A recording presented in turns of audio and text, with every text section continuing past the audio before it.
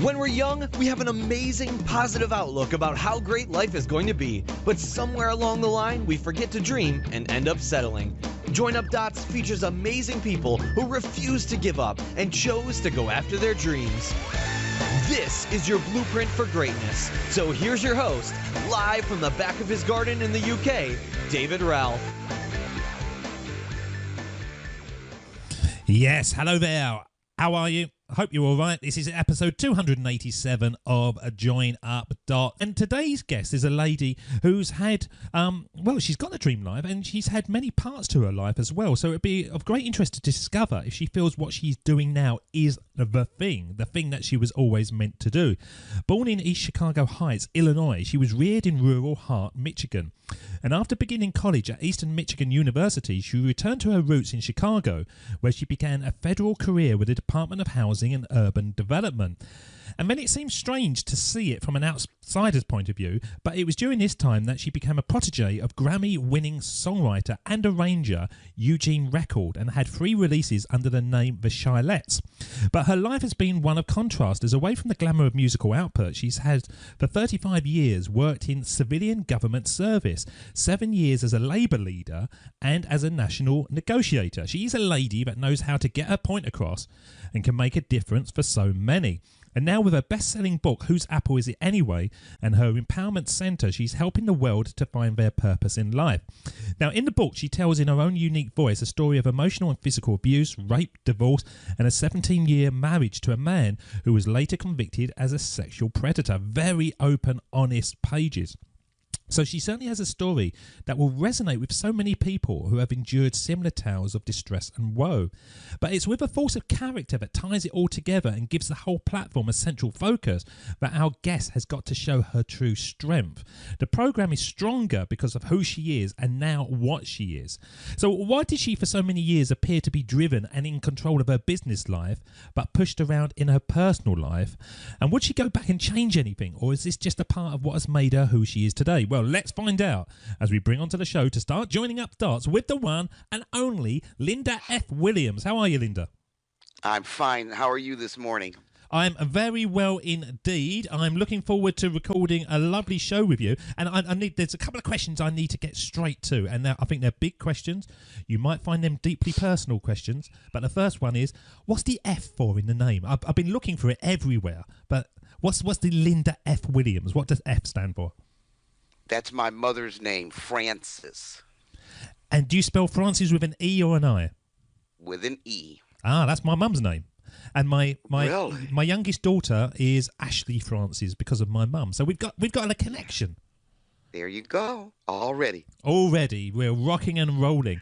So the other question is, and we are obviously going to build up to this, but it's a good point to start with.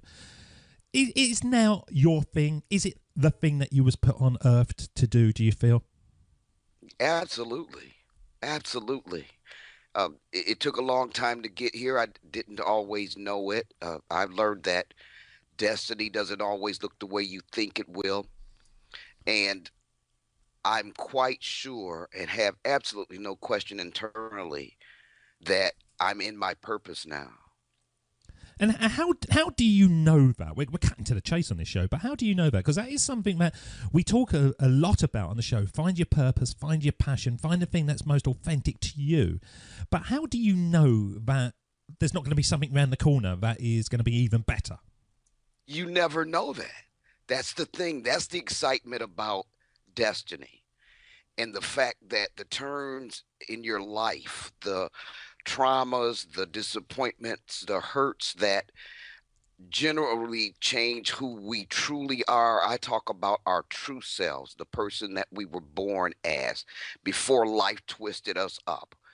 Once life twists you up, you kind of get off your path of purpose, because say for instance, in the case of child abuse, these children experience trauma so deep at a developmental level where they're not equipped in any way to deal with it. What we find is that our souls and our human minds will do what's necessary for us to cope, But unless we're developmentally prepared for that, David, what we do is come up with these coping strategies that will work to get us through then. But when we carry those into our adult lives, then they become really maladaptive. They kind of twist us out of who we truly are. Now, you never know when someone around the corner, you might find another new opportunity. You might encounter something that just resonates within your soul. That, okay, this is me. This is for me. But you can't see into the future. So all you can do is really just take a step at a time where you are. A lot of the accomplishments that you mentioned in the introduction were just my stumbling through life as a young 20-year-old girl, totally clueless, and stumbled into parts of my life that prepared me for where I am now. So it's been a journey. You never know when around the corner you might run into another opportunity, but there are definitely ways that you can know or feel out what you're here for. And do you think that is a problem with life generally, Linda, that people don't accept that you, me, anyone who's got out there didn't have the answers to begin with? It's the stumbles. It's just the getting out there and trying different things. When you have people that are in jobs that they don't like, or they're in situations that they don't like, more often than not, they look around and they will see somebody that they admire and kind of think that they had all the answers. They had the talent. They had the breaks that they didn't have. But nobody's got that, have they? It is simply stumbles all the time. Absolutely. And even in my own family, I recently, when my mother, she's 88 now, had a stroke. And that really brought my sister and myself together. And we started to talk over a period of months.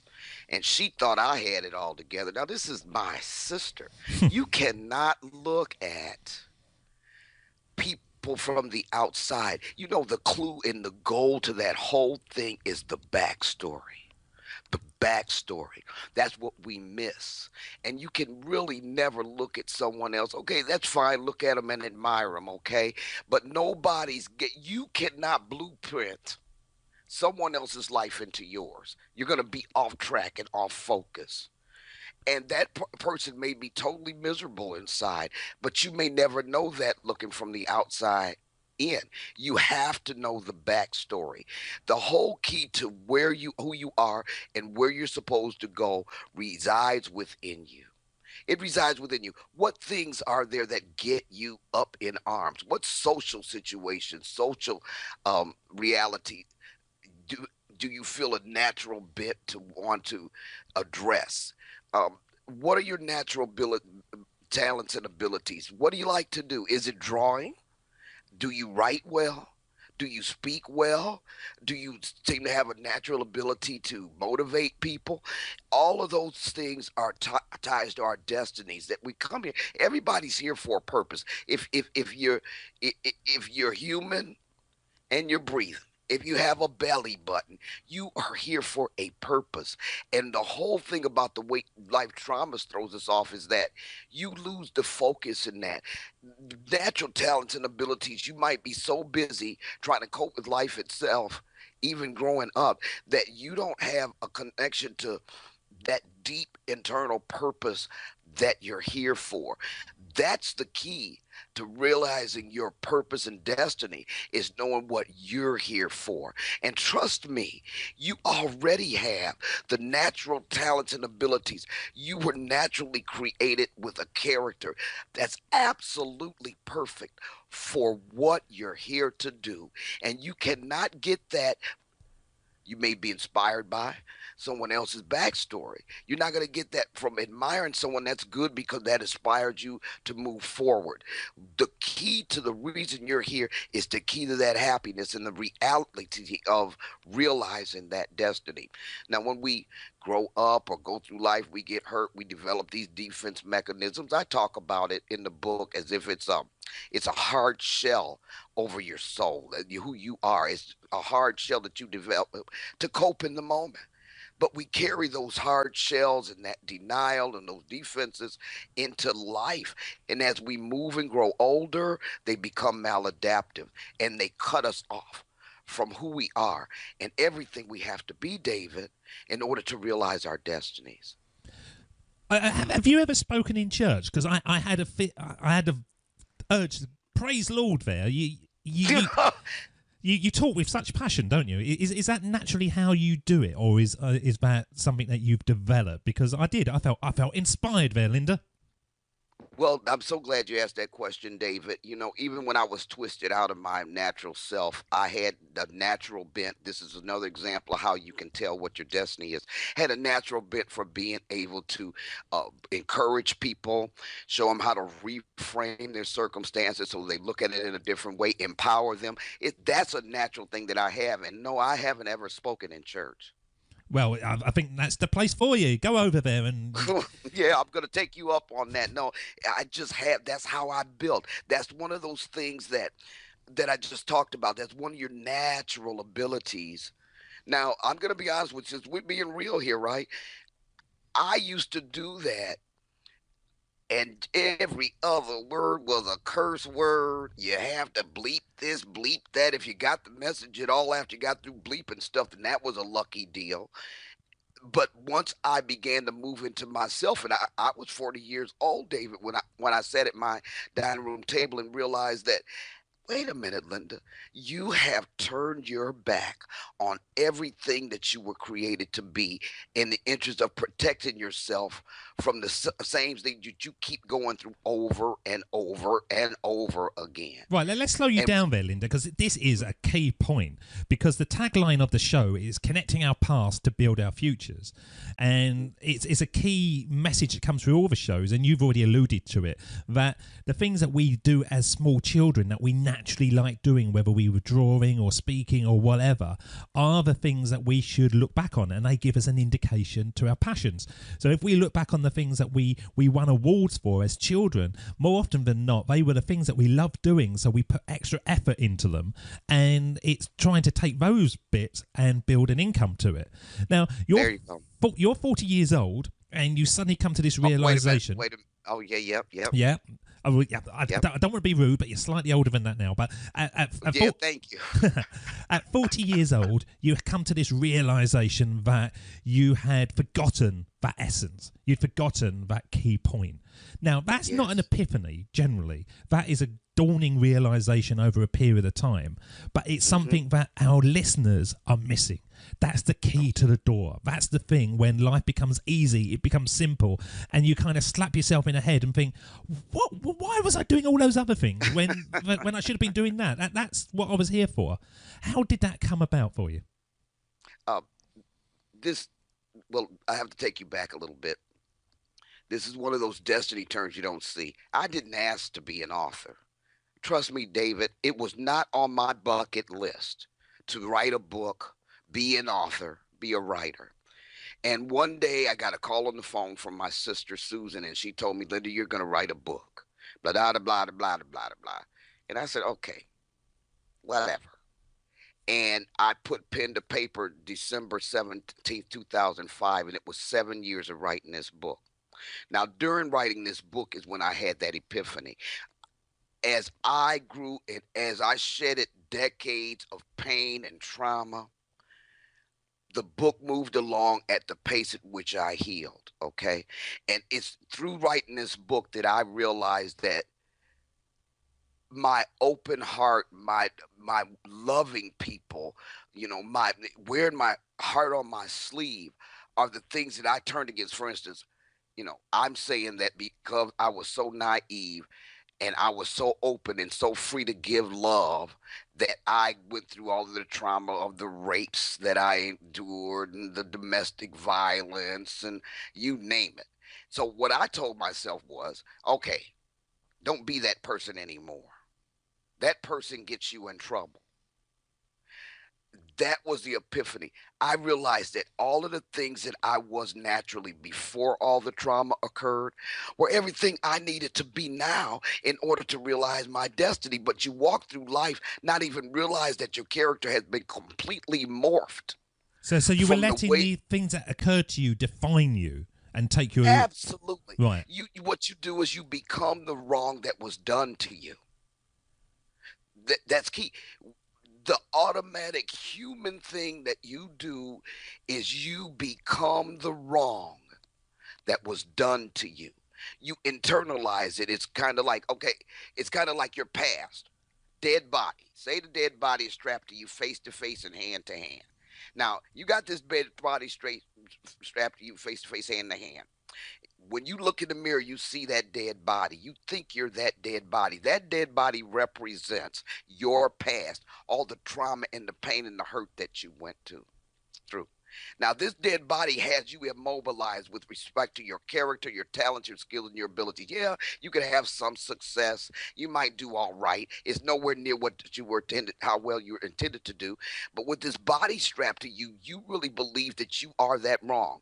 The rape I endured and took 30 years to talk about, I became that rapist. It's like in a science fiction movie, if somebody were to throw something at you and your whole body just opens up and takes it in, then it begins to morph you out of your own character. So I started living my life like I was that rape that occurred to me 30 years prior.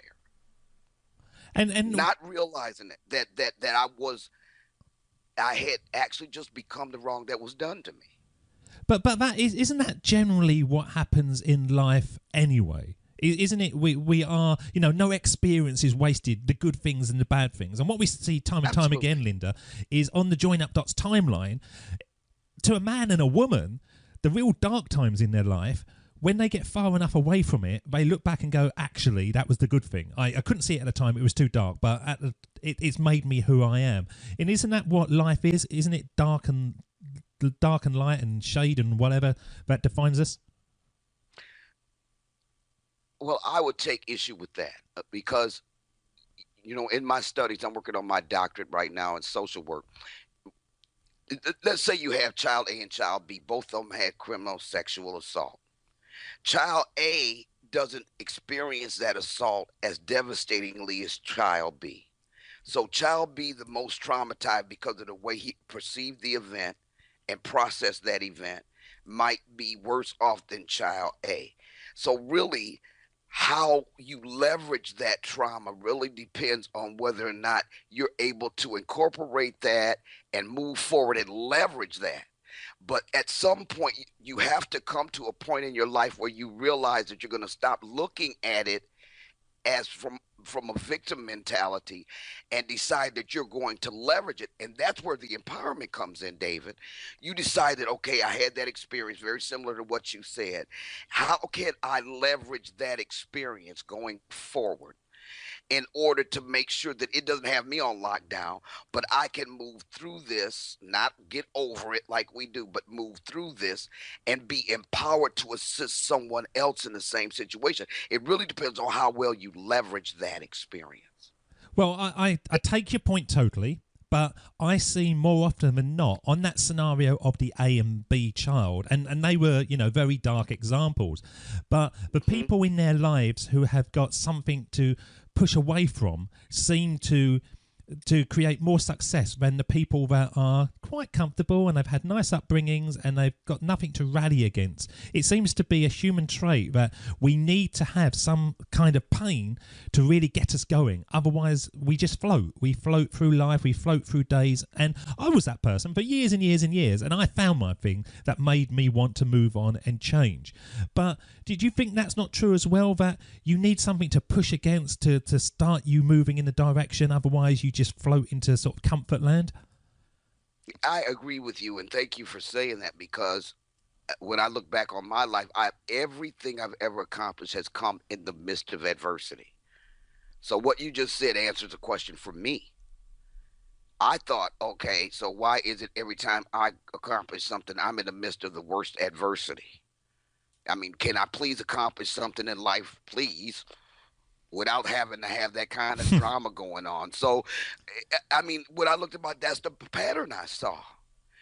And so what you say opens up my eyes. I can't argue with you on that point.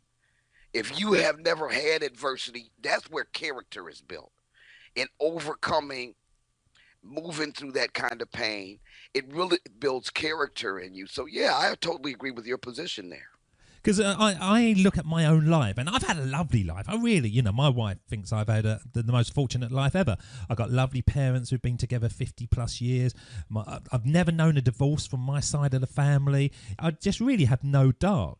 And I hear stories when I'm talking to people, and they go, yeah, when I got to that position and I was in that car and I was going to take my own life, and that was the moment I moved on. And I kind of think to myself, and it's very simplistic when I think this, but God, how have I found myself now? Could I have started going earlier if I had something to force me forward?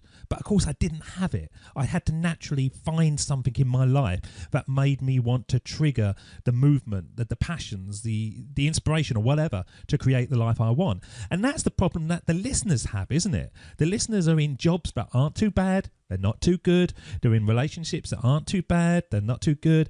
They earn reasonable money. Not too good, not too bad. If you suddenly take that money away from them, they're going to do something about it. If you suddenly make the conditions worse, you're going to do something about it. But life is sort of in that floating limbo land somehow. Do you agree with that? And your wife is gorgeous, by the way. I just get that little side note in there. Thank you very much. But even you yourself, having read your biography, came to a point in your life, David, where you realize, wait a minute, there's got to be more to this. Am I really doing what I love to do? The difference between a job and a joy is whether or not that job is along your path of purpose in keeping with what you're here for. And what you described is the comfort level we get. I'm not going to lie to you. Okay, I've been with the federal government for over 35 years, right? I'm pushing paper here, David. I mean, it's not like I get up and pop out of bed and, oh, I can't wait to get to work and help people, and I just love every piece of paper I push. Not. And as we can see, I was off there. So what you're talking about is where people go through life, they make choices. Okay, I'm married now, so I better take this job paying that much because I got to pay the mortgage and I've got to take care of my family. All of that is good stuff. There's nothing wrong with that. But but at some point in your life, whether you get what I'll describe, just off the cuff as a storybook life like you have had, or whether you've been through heck and back, we all have got to come to a point in our lives where we realize, okay, this is all good. I'm good at this.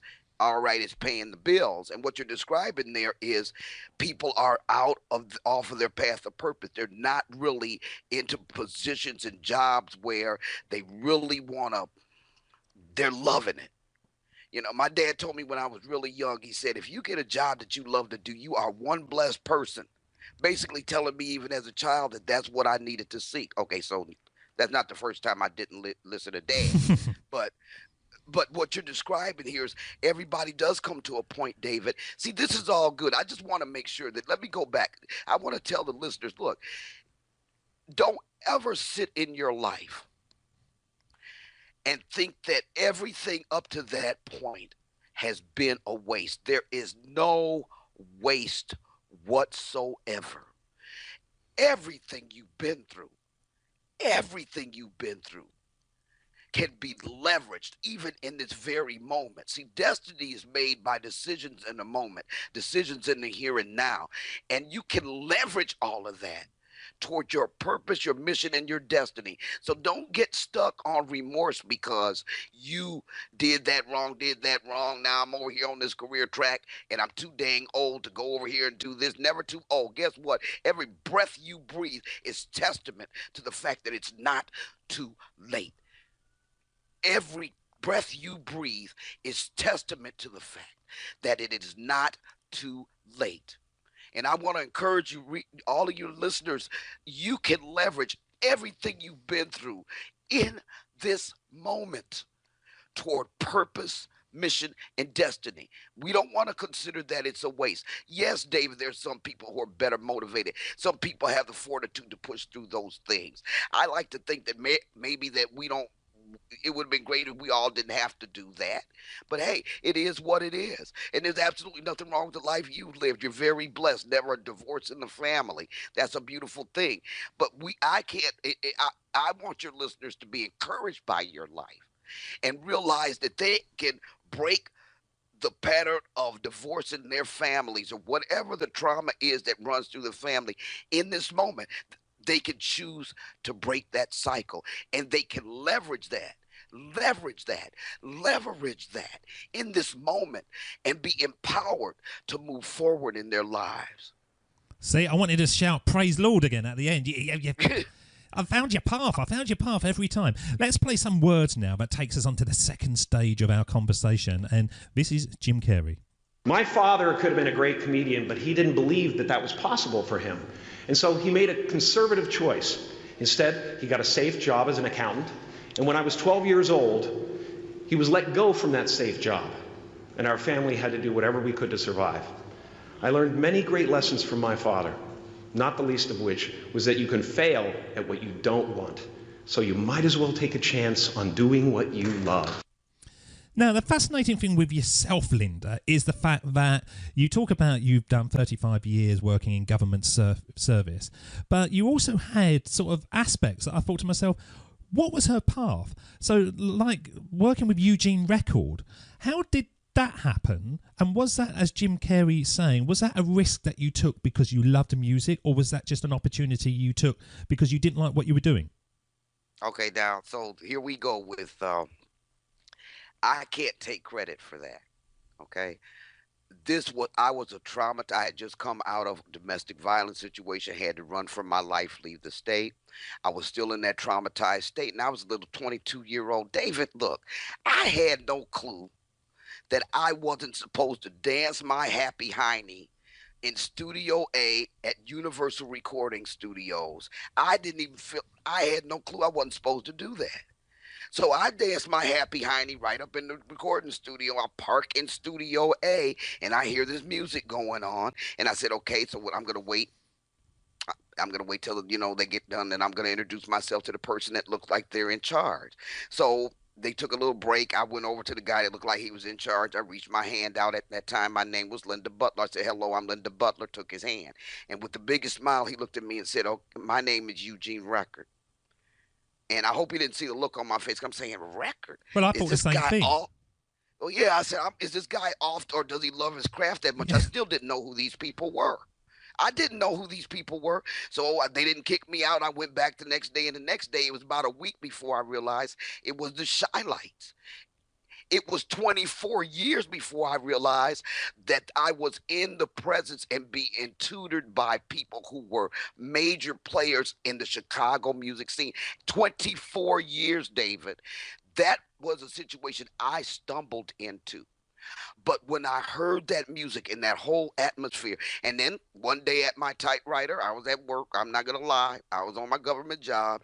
I hammered out this poem because, I used to like to write poetry, getting back to your point.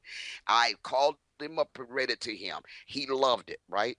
So I'm awakened at 2 or 3 o'clock in the morning about a week or two later by his brother talking about listen to this. And Eugene had built a whole orchestration around my words, put it on his next album.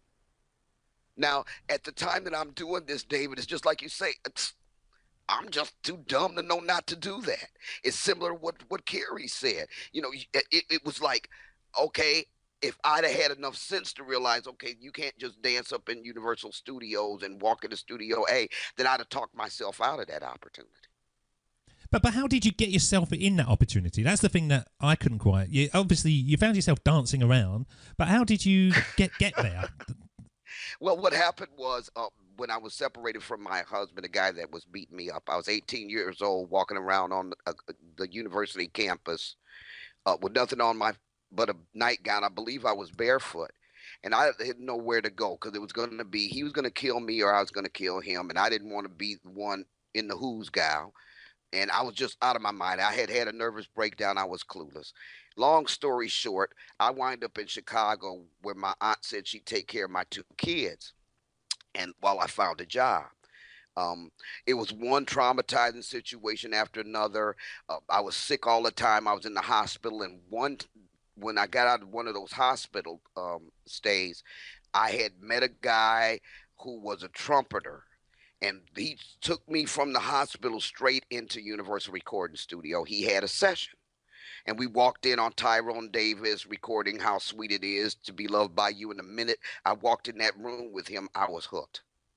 And so he knew the guard. I knew the guard. Even after I broke up with the guy, I used to go see the guard. Well, the guard didn't tell me not to just walk up into recording sessions while they were on, so that's how that happened. And when you look back on that, do you think, wow, what a fluke? Or do you just think it's part of your joining up of the dots? It was lined up for a reason. That wasn't the line. That was the dot, my friend. That was a dot in my life because I I've just never got in it. Music is in me, let's say. Let's say that music is really part of who I am. And I used to love to sing. I used to play the guitar. Before all the trauma of my marriage, I did all of that. I was in a little singing group. Now, I'm not going to lie, could not sing as far as I'm concerned. But I was in this little singing group, you know what I'm saying? And got all the way away from that in the middle of all the trauma. And that was a dot for me because it reignited something in me that was natural to who I was. Now, I'm not saying that in that moment, I don't want your listeners to realize, I'm not saying that in that moment I looked up and said, oh, here's a dot. You don't. Generally, you don't just, oh, here's a dot. But it's, as you said, it's when you look back that you realize that. A 22-year-old, clueless. Like I told you, I sat right here in this office and thought about, wait a minute. Who were these people? I'm Googling. Oh, my goodness. I mean, these people were to Chicago music what Berry Gordy was to Motown. And I was right in the middle of all of that and clueless. But it's a dot. It's a dot. That dot, those dots are defining moments in your history that, whether you realize in that moment or not, are key to who you really are. Don't you think it's bizarre, though, Linda, that I imagine that, just the fact that you mentioned these songs that we still know 50 years later, if you were there, I think I would look around and think, hang on, these guys are good. This is beyond just a load of people messing around. Did you not look back on it and think, how the hell did I not know that I was with some A-listers who are very, very good at their game? Just the quality should have shone out, shouldn't it? Well, my friend, your words are exactly what I thought. But I'm a clueless 22-year-old. See, I grew up in Baton Rouge, Elbridge, Michigan, and I didn't hear all those black songs. I wasn't hearing them. I was in a white location, rural, so I didn't know a Shy Light. I'm sorry, I just didn't know. And you have to realize that when I came on the scene, it was the early 80s. They had already gone through several breakups. Eugene Record had gone off by himself. I didn't realize till years later that I came back on the scene right when he reconnected with the Shy Light. So they had all their big fame. I was off in La La Land while they were having their big fame. And once I realized who I was dealing with, I still wasn't jaded. I wasn't, oh, wow, blah, blah, blah, ooh, look at me. Because I was just kind of dumb. I was just a clueless 22-year-old. But looking back on it now, do you find that it actually gives you a sense of possibilities because you've seen the kind of the inner workings of the A-listers in the music scene? Does that make you think yes, absolutely. Yeah. Absolutely. Oh my goodness, are you serious? Oh my goodness, yes. It took me 30 minutes to get my jaw off the floor when I did this search and realized who these people were. And every day since, David, I have been amazed at this opportunity that I had and the things that I learned under the masters. You are absolutely. I mean, I've met some major players, Danny Leak. I just met 𝗪𝗓𝗪 𝗪𝗓, who was on the scene back then, and she and I had never met. These are major people that do the sound for Stevie Wonder. Eugene Record, of course, we've lost him. Several of the Shy Lights have passed off. But I embrace that deeply, David. I embrace that deeply because I learned from the best. Because there's a musicality just to the way you speak. It's you know there's a power, as I say. There's a passion. If you was a film, you'd be like Dr. Zhivago or something. It would be like sweeping, majestic, a soundtrack to your life, which kind of leads us to where we are now with the Empowerment Center, which is, there's images of you standing up in front of large crowds with your arms out, and it doesn't seem like you are saying, I'm a star. It's like you're saying, I've been there, I've come through it, and you too can. Would that be right? There's something in what you said. I'm kind of choking up here with that. I'm kind of choking up, so I'm trying to pull myself together. Thank you for that. Thank you for that. Thank you for that, because that is my heart. That is my heart. I don't want to talk to people and talk down to them like, David, I got these degrees and I this and I know this and this is what you should do. And the fact that it got through to you, that my heart is just to tell people, look, I am boss knucklehead #1. I'm not afraid to tell you the mistakes I made, but that came with the healing. And I'm so touched that you felt my heart in that picture, because that's exactly what it is. I do not want to stand here like I know it all. I want to open my heart and my life to everybody that can draw from it. I want people to know that I've been hurt and traumatized, and that by God's grace, I have incorporated that into who I am. And he has been graceful enough to walk me through to be able to leverage that. And my heart is to just be open and transparent, David.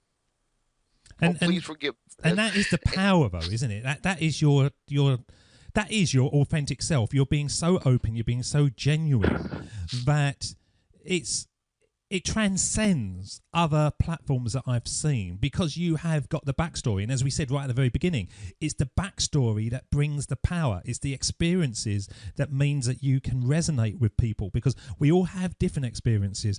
But somebody like yourself that has been through so much can then reach out and help so much as well, can't they? That is how you leverage it, my friend. That's how you leverage it. And you leverage it at every moment, at every dot in your life, because we can't wait to be able to go back and connect. Oh, wait a minute, this, and oh, wait a minute, that. And now that I look back, you can look back like that. But you have to be able to, in other words, in my book, there's a phrase that says, if you can't face it, God can't fix it. And you know that you are moving toward healing when you can open your mouth and talk about the trauma. That takes a lot of healing, and that takes a lot of courage. And that's what I'm here for. And is that scary, that realization that you've really got to let yourself be as open as possible, or is that liberating? It's liberating, and it comes with the healing. And it can be scary at first because we've been on lockdown and trying to not deal with stuff because we feel like we can't really handle that right now. Let me get on with life. I got to do this. I got to do that. As you heal, it becomes easier. It really does. And for me, it's not scary because I've been through the scary part now already. For me, it's all about hey, Linda, don't take yourself so seriously. You woke up and smelled the doggone coffee finally. The pot's almost empty, but you did smell the coffee. And now I don't have anything to hide. I just don't. I just love people so much, David. You really touched me deeply when you said that you felt that.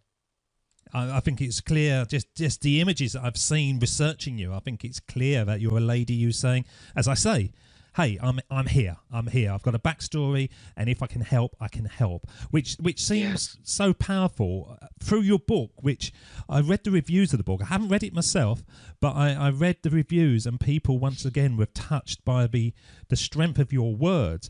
I'm interested though. There is a backstory again to why it's called "Whose Apple Is It Anyway?" What is the story behind that? Well, I wrote for 5 years before I finally hired a coach. And Nancy Pesky, who wrote The Sensory Smart Child, and she worked with the guy on the Men Are From Mars, Women Are From Venus series, and she got a track John record Gray, behind wasn't it? Yes. And she costs a lot of money, so I paid for a 30-minute session, and I've been in implementing what she said since then. And at that point, she said, you got to shorten the title of the book, Linda. You have got to figure out some kind of catchy something, blah, blah, blah. She said, just think about it, research it. So as I was researching this, I ran across this story about Buddha where he was sitting under the tree with his begging basket. Some joker, I imagine he was an older man, came over there and went to reaming him out. Blah, blah, blah, you this and you that, you beggar, and you need to get up and get a job. And Buddha never was touched by it. And he looked up at the guy, and the guy looked at him and got angrier and angrier the calmer Buddha was. And so the guy just finally said, why are you sitting there like that? Don't you hear anything I'm saying? Did you hear what I called you? And Buddha looked up at him very calmly, and he reached in his basket and handed him an apple. He said, now, if I give you this apple and you refuse to take it, then whose apple is it? You give me insults and innuendos and fight, and I refuse to take it. So that's yours, not mine. And he went back to doing what he was doing. And that's what it came down to. Whose apple is it? We have a choice. Life, you get dealt a set of cards in life, but you know you have control over how you play those bad fellas. And I realized in that it tied to the Adam and Eve story with the apple. So my whole theme is around apples and how the enemy has one note that he's playing in everybody's lives. I just thought it was a powerful story to indicate the theme that we're talking about today, that yeah, people can hand you stuff, they can toss those apples, you know, like Bo Jackson at your rump. You can duck them like Keanu Reeves in The Matrix. And that was empowering to me. So whose apple is it anyway? And do people understand that concept? Do they come to you and go, Linda, as soon as I read that, I knew exactly what you meant? Or do they go... Yes, they do. They do? Yes, they do. I've got my ex-husband's niece who's reading the book, and she's not really in the church. See, I'm not a religious person. I love the Lord. I have a personal relationship with him, but I'm not into all the religiosity, and neither is she. And she wrote me on Facebook and said, Linda, I have never seen anybody break this down so simply and so understandably. She said, I told my mother the story about Buddha and the apple, and she got it. She said her eyes were completely open. So it's not a difficult concept to get. And as the theme moves through my life and the story, people will see it. It'll be like forehead slapping moments all the way through. Let's play some words about how you have moved on. This is something that I've been throwing into the show, and Oprah Winfrey said it recently. And it's about that moment when you come up with a realization of where your life should be and what you want from your life, but you can't work out how to get going on it. This is Oprah. The way through the challenge is to get still and ask yourself, what is the next right move? Not think about, oh, I got all of this stuff. What is the next right move? And then from that space, make the next right move and the next right move. And not to be overwhelmed by it, because you know your life is bigger than that one moment. You know you're not defined by what somebody says is a failure for you, because failure is just there to point you in a different direction. So do you think, as Oprah's saying, that the world feels like they are defined by the next decision, but actually there's another decision after it and another one after that, and it's how you decide on what to do, not that the next one's going to be the big one? Boy, she hit the nail on the head. What she's talking about is focus, David. In that middle of the mess, she's talking about focus, because stolen focus, stolen vision, stolen vision, stolen purpose, stolen purpose, stolen destiny. And what she's saying is that you are not the wrong that was done to you. You are still who God created you to be. And she's saying that in that moment when all heck is breaking loose all around you, just sit, get still, and listen, because there's a way out of that mess that you can't see in that moment. Yes, I totally agree with her. And many of those moments as I've healed. And looking back at your own life, for example, your marriage, which obviously ended badly, would you have been a different person now? Would you have looked back and realised that it was time to make a move earlier? Has that all come from experience? Can you see the right move now, which perhaps you couldn't have done when you were younger? Hindsight is powerful. Hindsight is powerful, David.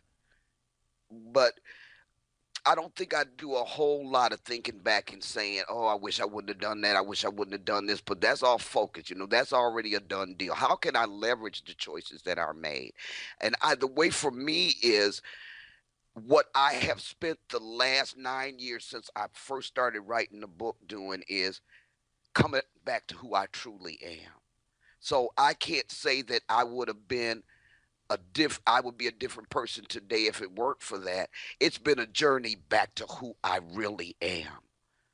Rather than, okay, I wouldn't be this person today if I hadn't gone through that, hadn't gone through that. Look, I made some dumb choices. I'm not going to be mad at everybody in the world because of it. I have to own the choice I made. Now, maybe some of the backlash I didn't deserve, like I thought I deserved to be raped 30 years ago. I really thought I deserved that, and I was ashamed of that. And so by being ashamed of that, and feeling like I deserved it, then I became that wrong. So to me, life twisted me out of who I really was. And it's just, thanks, Raz, it's just as deep as my sister when we reconnected saying, "Linda, do you remember how you used to be before you left home?" And I didn't remember.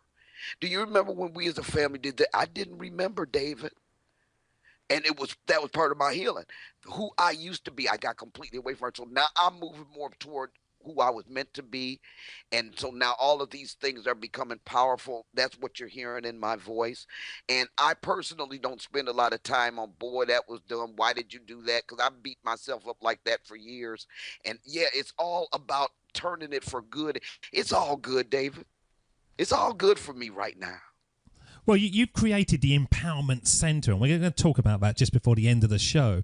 But really, the Empowerment Centre is in you. You feel that you are actually becoming more powerful by the day, but powerful in the good way. Yes. Yes, absolutely. And I created that for people who have been traumatized and knocked off their path of purpose, to help them to reconnect with who they really are and move forward in their purpose and mission. So this Empowerment Center came as a result of the book. The book came first.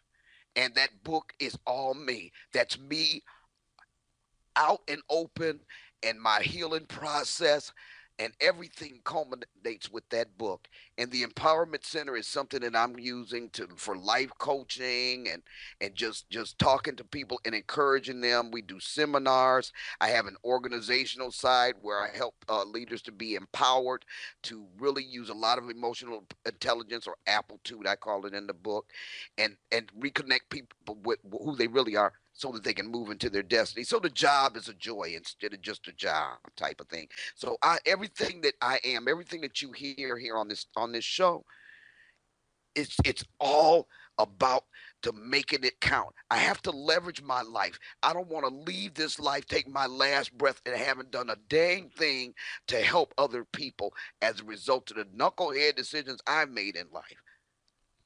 Now, the $1 million question, I suppose, is you wrote the book, and the book led on to the Empowerment Centre, but your sister said to you, you should write a book. And when you look back on that, because I find this time and time again, people more often than not get told to write books, and they go, "Oh, I'm not a writer. I've got nothing to say." And the fact that she saw this, and then it took 7 years to write, was that a gift that she gave you? Yes, my mother had made the same observation when I was, we talked about the first marriage when I was on campus running around barefoot. And then I married a knucklehead that turned out to be a sexual predator who that was not good, okay? And so while I'm in bed, depressed and everything, all of the lights out, and finally answered the phone, I picked up the phone, and my mother said, "Linda, there are two people in the world from the beginning of time till Jesus comes that have been through what you've been through." She said, "You're going to write a book. You're going to go out on the conference surface. This is not about you. This is about all the people who are going to be freed because of what you went through." So that's Mama. I'm not going to cuss her out like I felt like it. Who else's rump is in this fire? This is about me. I just listened and hung up the phone. So it was some years after that my sister called me. So I knew there was something to it. And I knew there was something to it. But did you have that imposter syndrome at that time of, I'm not a writer, I can't do this isn't me? No. Not. I can't say that I did that. So as soon Because as you started writing, you felt, yes, I'm a writer. I've got a story. This is a book that I'm going to finish. Can I be honest with you? Of course. I felt like that the Lord was leading me, that was the word of God. I really felt like that this had come to me too many times. And I know my mother doesn't just call and say those things. So Susan triggered what mama said. And I went in the kitchen. I said, okay, Lord, you gave me the name of some book some 10 years ago. If you want me to write this book, then you're going to have to tell me the name of that. And before I could get that out my mouth, the name that I had originally had for a book 10 years before that came right to mind. That was my confirmation. I was apprehensive. I'm not saying I left the kitchen and went right to my typewriter, but I knew that that was something that had to be done for whatever reason. And I'd learned the hard way not to fight it. So I made the decision to just put pen to paper and get busy. It wasn't easy. And yes, there are times people say, you should write a book. You should write a book. In your gut, you know when it's right. In your gut, I just want to tell your listeners, in your gut, you know when it's right.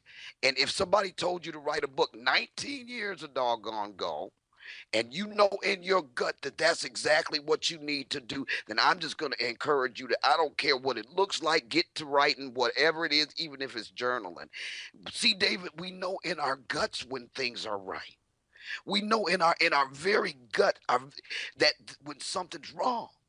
And it was ignoring that gut that got me in so much trouble as I grew up. But I'm encouraging your readers that, yeah, okay, so they might say, write a book. Okay, that ain't it. All right, don't beat yourself up about that.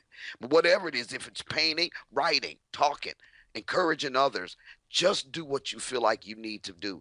Just do it. It's going to make a big difference in somebody's life. And as you do that, it's going to make a big difference in the lives of others. I don't know if I answered your question. You certainly did, and you led us perfectly onto the theme of the show, which is the words that Steve Jobs said. And he talks eloquently about trusting your gut, your intuition. This is Steve Jobs. Of course, it was impossible to connect the dots looking forward when I was in college, but it was very, very clear looking backwards 10 years later. Again, you can't connect the dots looking forward. You can only connect them looking backwards.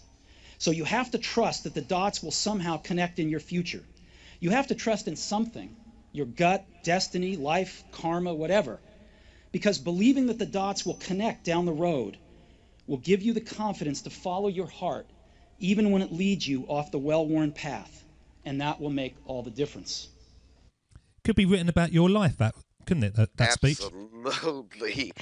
You know what he's talking about there, David, is you have to look back. You have to kind of look back at your life. We don't want you to get stuck there. What Steve is saying here is powerful in that when you look back over your life, you can connect the dots going back, looking backwards. You can't be stuck in the here and now without the courage to move forward. See, our whole lives, our destiny, our direction is determined in the here and now, with here and now decisions. You have the moment you're in to make decisions. You have this moment to make a change.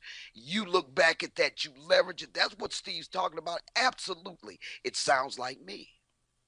He could have said Linda at the end, and we would have all gone, yeah, absolutely spot on.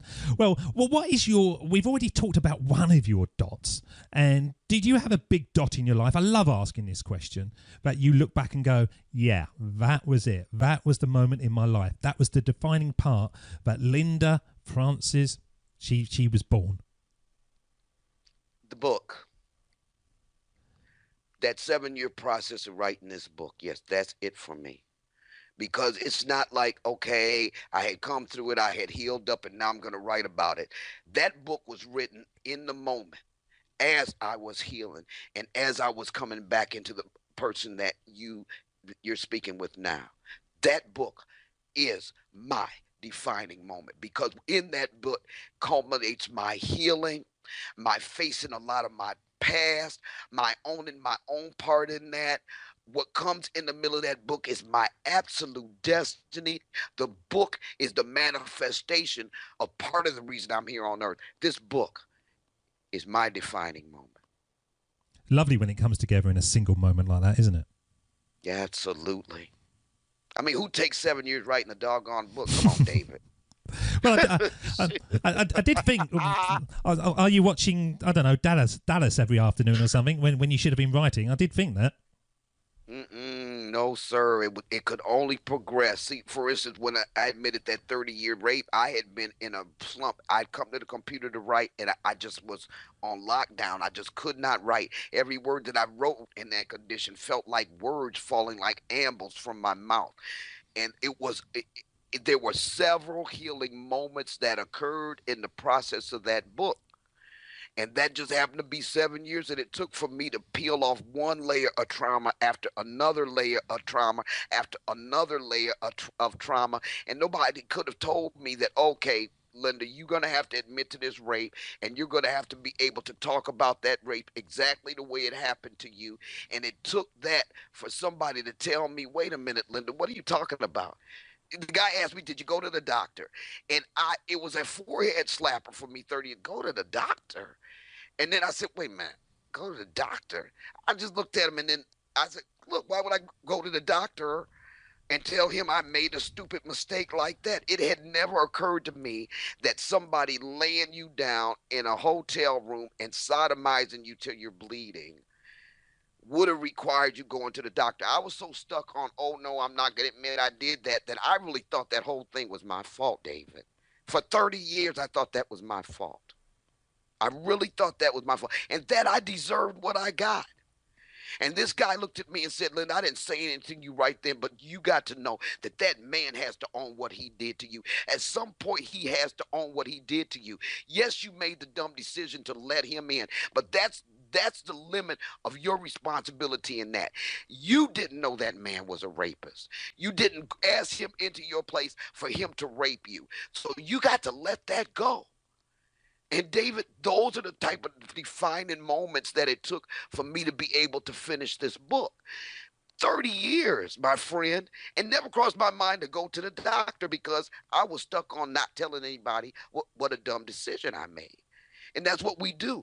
I want your listeners to know you can't keep blaming yourself for stuff because whoever did you wrong has to own their own wrong in that. That's their harvest planet to reap in their own lives. You can't become that rape. You can't become that trauma. You can't become that wrong that was done to you. You cannot become the wrong that was done to you by harboring it as if you deserved it. You didn't deserve it. I hope this doesn't sound trite, but I am so proud of you for going through that process. It must have been so difficult to go through those 7 years of opening the wounds and literally peeling yourself off, but you did it. And the world needs people like you, Linda. So I hope it doesn't sound shallow, but I'm very proud of you for doing that. Not at all, my friend. Thank you. Well, this is the end of the show, and this is the part that we call the sermon on the mic, when you get to go back in time to have a one-on-one with your younger self. And if you could go back in time and speak to the young Linda, what age would you choose and what advice would you give? Well, I'm going to play the theme tune, and when it fades, you're up. This is the sermon on the mic.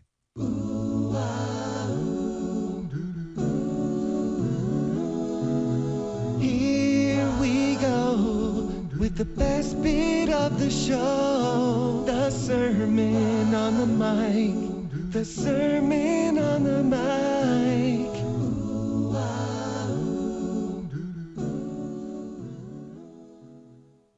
Oh, Linda, Linda, Linda, you poor, you precious girl. Don't you understand that you are already all you need to be to accomplish what God put you here for?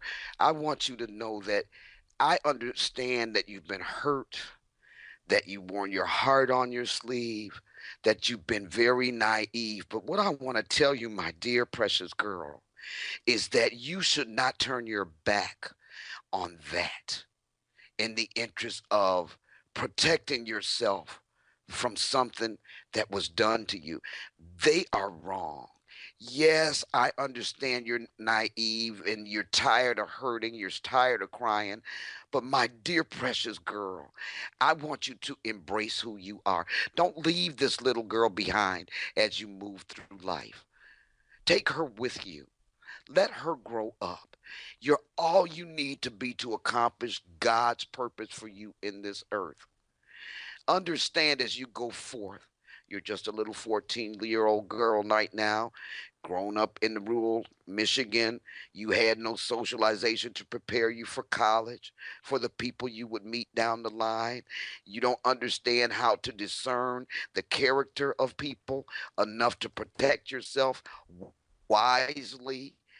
So, what I'm asking you to do is as you move through life, and you will encounter many bumps in the road, I want you to take that little girl with you. I want you to realize that she is the culmination of everything you need to be. The hardships you're going to endure down the line, don't let them become you. Don't let them become who you are. Embrace and carry that little girl through with you, because guess what? You're going to have to return to her in order to have any impact on the world the way God intended for you to have. So I know you're crying. I want you to just come over here and let me hug you, little Linda, because I want to encourage you that you are enough. You are enough. You don't have to try to bend and twist to what you think everybody needs you to be. There's power in the truth of who you are. So as you move through life, remember this talk we had with each other. There are going to be many times down the line where, unbeknownst to you, you're standing right on a dot. Imagine your life going forward. You have the line where you step forward, you landed on a dot. You're clueless, but you're on a dot. And then you moved a little bit further, and it was another dot. Now, when you look back at that, it's going to look all askew. It's going to look all askew, like this line's going that way, that line's going there. What's that dot doing there? And all of those dots. But my friend, I want you to look at the dot you ended up on.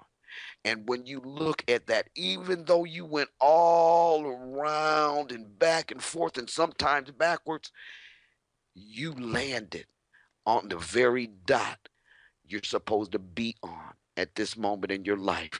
Be encouraged, my friend. Remember who you are. Linda, how can our audience connect with you? 𝗪𝗡𝗢𝗪.org. That's WHOSE.org.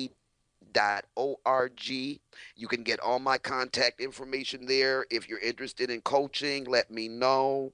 There's plenty of things to do there. There's the book trailer, 𝗪𝗡𝗢𝗪.org. We'll have all the links on the show notes. Linda, thank you so much for spending time with us today, joining up those dots. And please come back again when you have more dots to join up, because I do believe that by joining up the dots and connecting our past is the best way to build our futures. Linda, thank you so much. It's been an honor.